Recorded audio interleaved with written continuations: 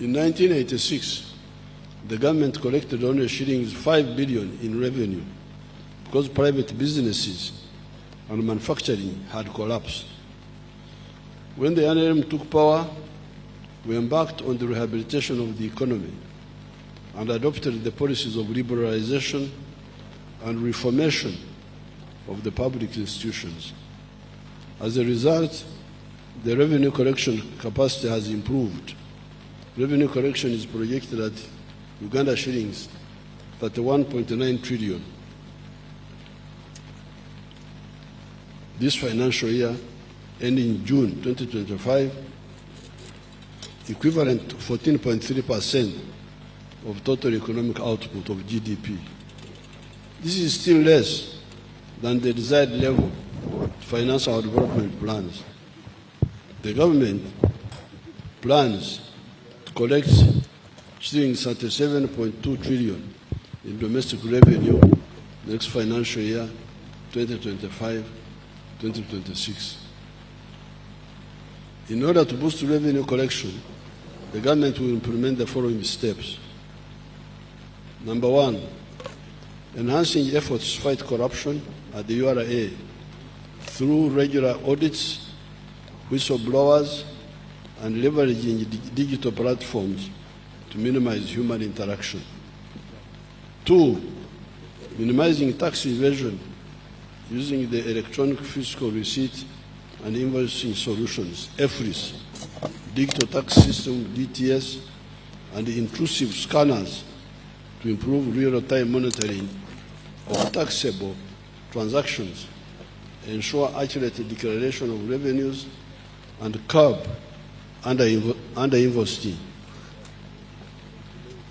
Three, combating smuggling at border points through extended surveillance using advanced technologies like drones and tracking systems with increased patrols in high-risk areas. Four, adopting specific tax duties to address under-declaration of values, particularly in the manufacturing and imports of high-value goods. Five, supporting local governments, including municipalities, to increase revenue collection. Six, recruitment and training of more tax officers at Uganda Revenue Authority and other revenue collection institutions. Our economy is now more diversified and more sophisticated. In 1986, the economy depended only on the 3 C's, which are coffee, cotton, and copper, and the 3 T's, which are tobacco, tea, and tourism. According to a study conducted by the Harvard Economic Lab, in the last 10 years, Uganda added 20 new products to its export basket and has an opportunity of harnessing production of 50 new complex products.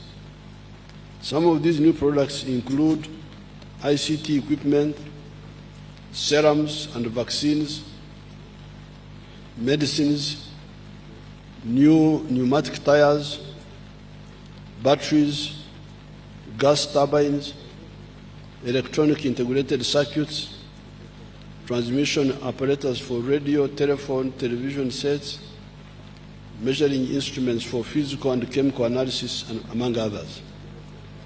These new products have contributed to the continued diversification of our exports. Manufacturing is the answer to the challenge of unemployment. Uganda has got raw materials and human resource that can support factories specializing in the manufacture of automobiles, electronics, steel, textiles, furniture, food products, pharmaceuticals, aluminium products, etc. Some of the new products which are manufactured here and contributing to our export earnings include an electronics manufacturing plant in Namamvi Industrial Park, producing 120,000 hair dryers and 60,000 refrigeration parts per year. Number two, pharmaceutical companies producing 4 million single HIV pills and 2 million other medicines per year.